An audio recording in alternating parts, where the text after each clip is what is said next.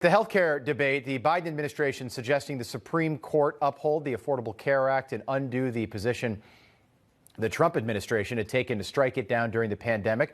Joining us this morning to talk more about this, business and market analyst Seth Denson. Welcome back to Wake Up America. I was told that you had a purple tie on this morning, and I tell you, I've never worn this tie on the air, but we look snappy.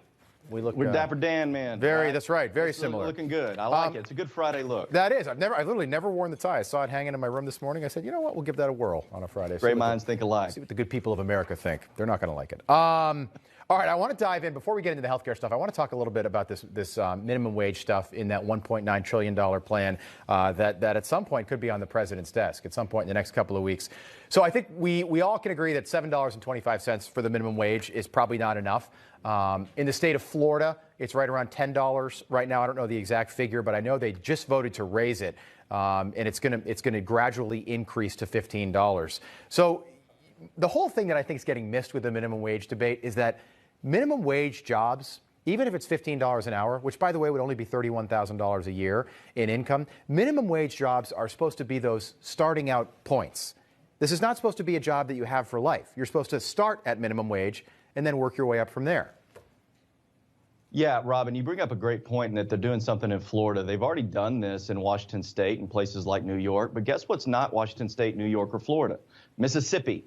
And so when we start talking about a federal minimum wage that is going to, in some of these states, more than double, that is going to have an undue burden on small business because that's who employs about half of all minimum wage jobs. Small business has been taking it in the shorts during this pandemic, and here we are about to do it again. But I will tell you that while this is part of the legislation that's going to likely be on Biden's desk pretty quick, it's going to be done through budgetary reconciliation. So it'll be interesting to see if this will pass what's called the Byrd Rule, which said that it has to impact the budget and it can't inflate the debt. Now, the CBO said that this is going to cut about 1.4 million jobs. But there's independent studies that said that that could be as high as 3.7 million jobs. So while Democrats are touting this will lift 900,000 out of poverty, if we lose 3.7 million jobs in the process, I don't know that that's a trade we want to make. Yeah, and it's interesting because you read some of the language in the bill and it says, in the proposal at least, it says that families, a family of four, so husband, wife, two kids, they can't afford to live on $7.25 an hour, some states where that minimum wage still is. Try raising two kids on $31,000 a year. I know that that's certainly better, and it might sound crass, but it's realistic. We all have worked minimum wage jobs. I scooped ice cream when I was a kid. I've worked in many restaurants. We've all worked those minimum wage jobs. You wanted to work Fridays, Saturdays because you wanted the big tips. These are supposed to be springboards into working your way up. If you're at a restaurant, into management or whatever the case may be. This is important too, by the way, and this gets missed. Companies like Amazon, Jeff Bezos, who just stepped down, Target, Walmart, they are benefiting from the minimum wage hike because it's going to put every mom and pop out of business in the country.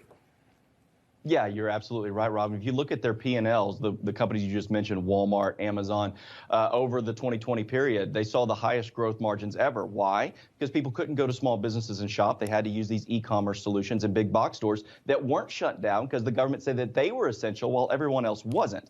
And so, yeah, they're absolutely supporting this. They already have a higher wage because they can afford it. And they're going to effectively gain more market share because their competition will be squashed out. Yeah. The poverty rate, by the way, before the pandemic, under the Trump administration, wasn't it at historic lows or close to it? It was, and in most communities across all spectrums, right? In minority communities as well, and the unemployment rate was as low as it ever had been too. We were well on our way to that V-shaped recovery everybody talked about. We'll see if that continues, but it certainly won't if we move into this direction of minimum wage. I wanted to talk about Biden care quickly. It sounds a whole lot like Obamacare. It's Obamacare on steroids. Right. What it's doing is an expansion of government subsidies. It's going to do things like lower Medicare to age 60, which sounds great, except Medicare was going to be insolvent by 2024 already, and that's at current age levels. It's adding a public option. It's adding trillions to the federal debt.